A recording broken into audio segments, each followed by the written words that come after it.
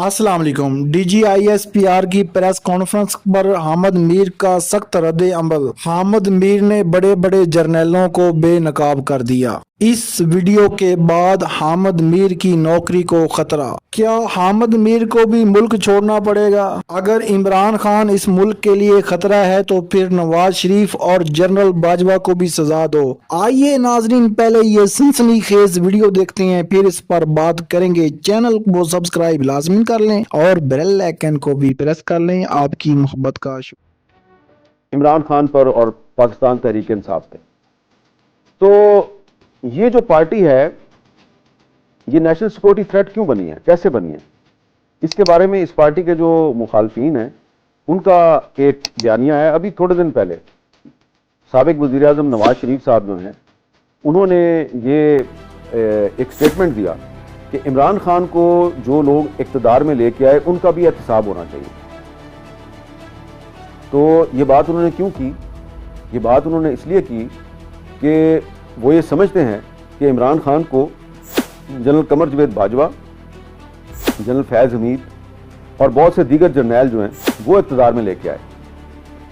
और सिर्फ जनरल फैज़ हमीद का नहीं बल्कि इमरान खान को इक़्तिदार में लाने वाले उन तमाम जर्नैलों का एहतसाब होना चाहिए जिन्होंने कि सियासत में खुली मुदाखलत करके आइन के आर्टिकल 244 की खिलाफ वर्जी की। अब इसकी तो गवाही जो है वो शहबाज शरीफ साहब दे चुके हैं। मेरे साथ एक इंटरव्यू उन्होंने 2023 में किया था और उसमें उन्होंने ये इतराफ़ किया था कि जुलाई 2018 में जनरल बाजवा ने और जनरल फैज़ ने उनको बुलाया और उनसे कहा कि अगर आप अपने भाई नवाज शरीफ के खिलाफ बगावत कर दें तो हम आपको प्राइम मिनिस्टर बना देंगे। जब शहबाज शरीफ साहब ने माजरत की कि मैं अपने भाई के खिलाफ मुदाखलत नहीं करूँगा तो फिर उन्होंने इमरान खान को वज़ीर आज़म बनाने का फैसला किया।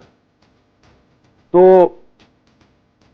शहबाज शरीफ साहब ये बात जो है ये पब्लिकली बता चुके हैं। तो आज वो पाकिस्तान के वज़ीर आज़म और बाजवा साहब जो हैं वो तो ओपनली बहुत से सहाफ़ियों के सामने ये भी कहते थे कि हमारी फ़ौज जो है वो भारत का मुकाबला करने के लिए तैयार नहीं है, लेकिन वो गलत साबित हो गए। हमारी फ़ौज ने साबित किया, हमारी एयरफोर्स ने साबित किया बार बार कि हम भारत का न सिर्फ मुकाबला कर सकते हैं, उसको शिकस्त दे सकते हैं। तो क्या वो नेशनल सिक्योरिटी थ्रेट नहीं है? तो ये भी जो है ना, इसका भी फैसला होना चाहिए कि क्या बार बार सिर्फ सियासतदान ही नेशनल सिक्योरिटी थ्रेट होंगे?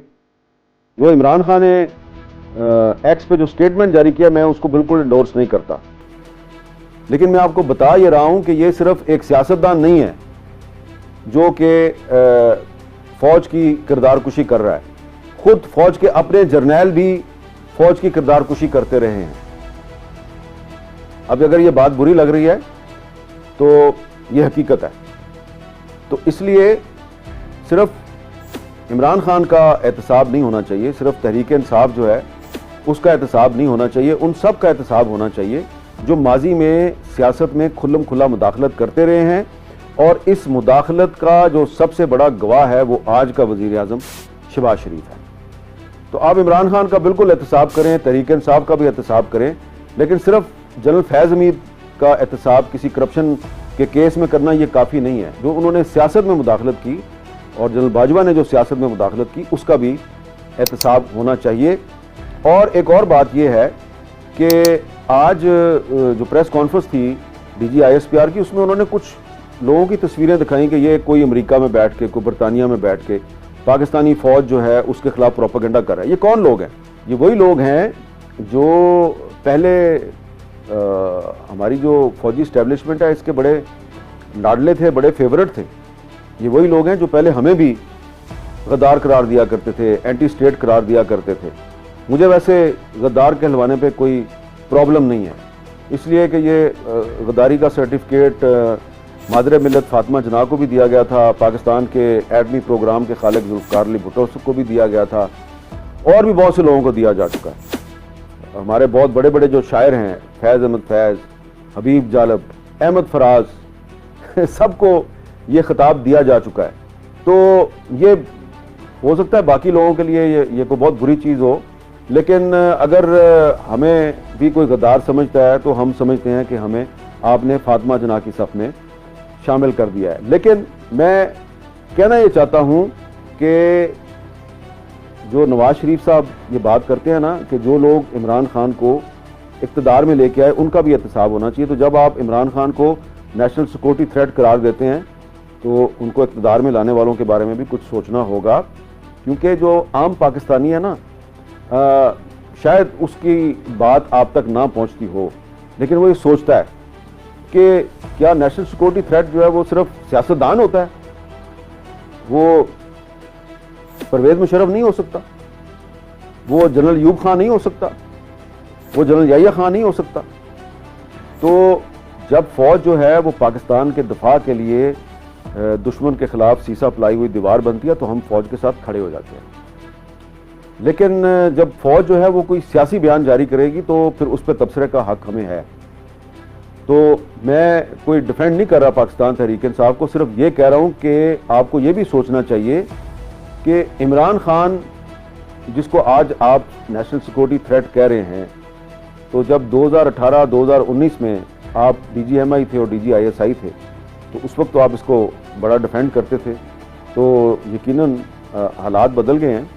तो अब अगर आपने किसी एक सियासतदान को इबरत की मिसाल बनाना है तो कोई एक इबरत की मिसाल किसी रिटायर्ड जर्नल को भी बना दे, ताकि आम आदमी ये समझे कि पाकिस्तान में इबरत की मिसाल हमेशा सिर्फ सियासतदान नहीं बनते बल्कि रिटायर्ड जर्नल भी बन सकते हैं। अब एक सवाल ये किया जा रहा है कि ये जो DGISPR ने प्रेस कॉन्फ्रेंस की तो क्या ये सियासत में खुली मुदाखलत नहीं है, आर्टिकल 44 की खिलाफवर्जी नहीं है? तो ये एक बड़ी लंबी बहस है। मैं समझता हूँ कि क्योंकि इमरान खान ने जनरल आसिम मुनीर को ज़हनी मरीज़ करार दिया तो जवाब में DGISPR ने इमरान खान को ज़हनी मरीज़ करार दे दिया और अब वो चाहते हैं कि इस जमात पर पाबंदी लग जाए। तो ये पहली दफ़ा किसी जमात पर पाबंदी नहीं लग रही, पाकिस्तान में मुख्तलिफ सियासी जमातों पर पाबंदी लगती रही है। लेकिन आज हमें यह भी सोचना चाहिए कि फौज सियासत में मुदाखलत करती क्यों है। ये बड़ा एक अहम सब्जेक्ट है। तो इसमें जो फौजी जर्नैल हैं उनकी साजिशों के बारे में तो मैं आपको बहुत सी तफसीलात बता सकता हूँ, लेकिन उसमें एक ये नुक्ता बड़ा अहम है कि अक्सर औकात सियासतदान खुद फौज को सियासत में मुदाखलत पर उकसाते हैं। कैसे? आप देखें, जो हमारे पहले आर्मी चीफ थे जनरल यूब खान, उनको आउट ऑफ टर्न प्रमोशन दे के आर्मी चीफ बनाया गया और इसमें उस वक्त के defence secretary major general Sikandar Mirza ने अहम किरदार अदा किया, जो बाद में पाकिस्तान के गवर्नर जनरल बन गए। और फिर वो उन्होंने एक एक्सटेंशन दी, जनरल यूब खान साहब ने 3 एक्सटेंशन ली थी। आखिरी एक्सटेंशन उसको सिकंदर मिर्जा ने दी और फिर अयूब खान से पाकिस्तान में मार्शल लॉ लगवाया। तो अयूब खान ने सोचा कि मार्शल लॉ लगाकर सारे इख्तियारात तो सिकंदर मिर्जा इस्तेमाल करेगा, तो मैं खुद क्यों ना इक़्तिदार पे कब्जा कर लूँ। तो उन्होंने ज़बरदस्ती सिकंदर मिर्जा से इस्तीफ़ा लिया, उसको फारग किया और खुद इक़्तिदार पे कब्जा कर लिया। और फिर वो बाद में सदर पाकिस्तान भी बन गए और फौज के सरबराह भी थे, फील्ड मार्शल भी बन गए। बाद में फिर वो जनरल मूसा साहब को ले आए बतौर आर्मी चीफ, उनको भी एक्सटेंशन दी। और उसके बाद फिर वो जनरल याहिया खान को ले आए और फिर जनरल याहिया खान जो है उन्होंने उनकी छुट्टी करवा दी। अच्छा, अब जब भी आर्मी चीफ की तकर्री होती है तो हमारे जो सियासतदान हैं या हमारे प्राइम मिनिस्टर्स हैं वो ये नहीं देखते कि ये तकर्री मेरिट पे करनी चाहिए, वो ये देखते हैं कि ये बंदा मेरा कितना वफादार है, ये मेरा हुक्म कितना मानेगा। तो जुल्फ़िकार अली भुट्टो साहब, जिनका कि पाकिस्तान की सियासत में बड़ा मुकाम है क्योंकि उन्होंने 1973 का जो आइन है उस पर इत्तफ़ाक़ राय करवाया था, उन्होंने 1976 में जनरल ज़ियाउल हक को 7वें नंबर से उठाया। सीनियरिटी लिस्ट में वो 7वें नंबर पे थे, 7वें नंबर से उठाकर उनको आर्मी चीफ बना दिया। और वही ज़ियाउल हक जो है उसने बाद में उनके खिलाफ फौजी बगावत की और उनको फांसी लगवा दी। अच्छा, उसके बाद आप देखें कि 1995 में एक बगावत हुई फौज के अंदर। उस बगावत को नाकाम बनाया जनरल अब्दुल वहीद काकड़ ने। बेनज़ीर भुट्टो साहबा ने उनको ऑफर की, मैं आपको एक्सटेंशन देना चाहती हूँ, उन्होंने एक्सटेंशन नहीं ली। और उसके बाद फिर जब जनरल जहांगीर करामत का नवाज शरीफ के साथ इख्तिलाफ हुआ और जनरल जहांगीर करामत ने इस्तीफ़ा दे दिया, तो नवाज शरीफ साहब ने बतौर वज़ीर आज़म आर्मी चीफ की तकर्री जो है मेरिट पे नहीं की, उन्होंने नीचे से सीनियरिटी लिस्ट में बहुत जूनियर थे जनरल परवेज़ मुशर्रफ, उनको उठाया और उनको लगा दिया। और फिर जनरल मुशर्रफ ने क्या किया नवाज शरीफ के साथ, फिर जनरल मुशर्रफ साहब जो हैं उन्होंने जनरल कियानी को vice chief of the army staff बनाया और बाद में फिर वर्दी उतार के उनको आर्मी चीफ बनाया। तो जनरल कियानी ने क्या किया जनरल मुशर्रफ के साथ, और उसके बाद फिर पीपल्स पार्टी की गवर्नमेंट ने एक एक्सटेंशन दे दी जनरल कियानी को, और फिर नवाज शरीफ साहब ने एक्सटेंशन नहीं दी, और अगेन एक दफ़ा फिर नवाज शरीफ ने मेरिट पर आर्मी चीफ का तकर्रर करने की बजाय नीचे से उठाया राहिल शरीफ को, आर्मी चीफ बना दिया। राहिल शरीफ ने उनसे मुतालबा शुरू कर दिया मुझे फील्ड मार्शल बनाओ, जब उन्होंने नहीं बनाया तो उनको मार्शल की धमकियां देनी शुरू कर दी। तो उसके बाद फिर राहिल शरीफ से जान छुड़ाने के लिए नवाज शरीफ साहब ने अगेन मेरिट पे तकर्री नहीं की नए आर्मी चीफ की, कमर जावेद बाजवा साहब को फिर तीसरे चौथे नंबर से उठाया और आर्मी चीफ बना दिया। तो कमर जावेद बाजवा ने फिर क्या किया उनके साथ आप सबको पता है। और फिर अनफॉर्चुनेटली जब कमर जावेद बाजवा ने नवाज शरीफ को सुप्रीम कोर्ट के ज़रिए इक़्तिदार से निकाल दिया, तो 2-3 साल के बाद वही नवाज शरीफ जो हैं उन्होंने इमरान खान और आसिफ अली जरदारी साहब के साथ मिलकर उसी कमर जावेद बाजवा को एक्सटेंशन दी। तो आज नवाज शरीफ साहब मुतालबा करते हैं कि वो लोग जो इमरान खान को इक़्तिदार में लेके आए उनका भी एहतसाब होना चाहिए। तो क्या उनका एहतसाब नहीं होना चाहिए जिन्होंने कि इमरान खान को इक़्तिदार में लाने वालों को एक्सटेंशन दी? तो मैंने ये आपको एक मुख्तसर सी एक तारीख बताई है कि फ़ौज को सियासत में मुदाखलत नहीं करनी चाहिए, लेकिन फ़ौज को सियासत में मुदाखलत पर सियासतदान खुद मजबूर करते हैं। वो ऐसा आर्मी चीफ लेके आते हैं जिसके बारे में उनका एक ख्याल होता है कि ये हमारा वफादार है। तो ना तो माजी का कोई आर्मी चीफ जो है वो किसी सियासतदान का वफादार था, और ना ही ये जो अब फील्ड मार्शल आसिम मुनीर साहब हैं, इनके बारे में अगर किसी को गलत फहमी है कि ये किसी सियासी जमात या किसी सियासतदान के वफादार रहेंगे, तो तारीख को सामने रखें तो ये बात गलत है। ये किसी सियासी जमात या सियासतदान के वफादार नहीं होंगे। और ये मैं बात इसलिए कर रहा हूँ कि ये सिर्फ हुकूमत जो है मैं उस पर तनकीद नहीं कर रहा कि ये जो हुक्मरान जमात है मुस्लिम लीग नून, ये माजी में जूनियर जर्नैल जो हैं उनको आर्मी चीफ बनाती रही और वो जर्नैल जो हैं वो फिर इनको हुकूमत से निकालते रहे। ये जो इस वक्त इमरान खान साहब हैं जिनको आप DGISPR नेशनल सिक्योरिटी थ्रेट करार दे रहे हैं, आप इनकी भी पॉलिसी देख लें। ये कहते हैं जी कि हम मुस्लिम लीग नून से या हुकूमत से बातचीत नहीं करेंगे, हम इनके जो पीछे कंट्रोल करने वाले हैं उनसे बातचीत करेंगे, यानी कि हम मिलिट्री इस्टेब्लिशमेंट से बातचीत करेंगे। एक तरफ तो तहरीक इंसाफ का नैरेटिव ये है कि जनाब हमने हुकूमत से यानी कि सियासतदानों से बातचीत नहीं करनी, हमने फ़ौज से बातचीत करनी है। और दूसरी तरफ फिर इसी जमात के जो पार्लियामेंटेरियंस हैं वो अपनी जमात से पूछ के नेशनल डिफेंस यूनिवर्सिटी के वर्कशॉप में चले जाते हैं, और जब इमरान खान को पता चलता है कि NDU की वर्कशॉप में उनकी पार्टी के कुछ MNA MPs वगैरह गए थे, तो वो कहते हैं जी ये मीर सादक और मीर जाफ़र है, और फिर वो कहते हैं जी एक एक्स पे स्टेटमेंट के जरिए कि ये पार्टी के गद्दार हैं।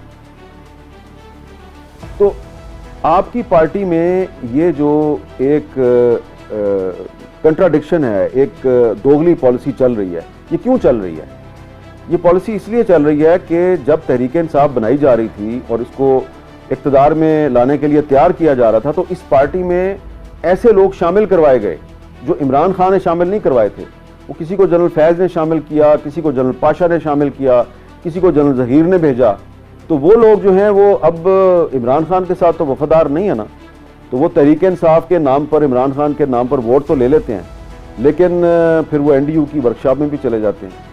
तो अब इमरान खान की ये बात जो है, अब इसको आप इग्नोर तो नहीं कर सकते ना, ये इमरान खान की अपने खिलाफ चार्जशीट है कि वो लोग NDU की वर्कशॉप में चले गए जिन्होंने मेरे नाम पे वोट लिया और उनके साथ जाके सोशलाइजेशन की, जो कि मुझे बर्दाश्त नहीं करते। तो ये प्रॉब्लम आपकी पार्टी में इसलिए पैदा हुआ है कि आपकी पार्टी जो है वो उसमें जो लोग शामिल करवाए गए थे माजी में या बाद में, तो वो लोग आपके नहीं किसी और के वफादार हैं। तो ये प्रॉब्लम पाकिस्तान की तमाम पॉलिटिकल पार्टीज़ में है, और ये प्रॉब्लम उसी वक्त ख़त्म होगा जब सियासत में फ़ौज की मुदाखलत ख़त्म होगी, जब सियासतदान फ़ौज को अपने मकासद के लिए इस्तेमाल करना बंद कर देंगे और आइन के तमाम आर्टिकल्स पर सही तरीके से अमल दरामद होगा।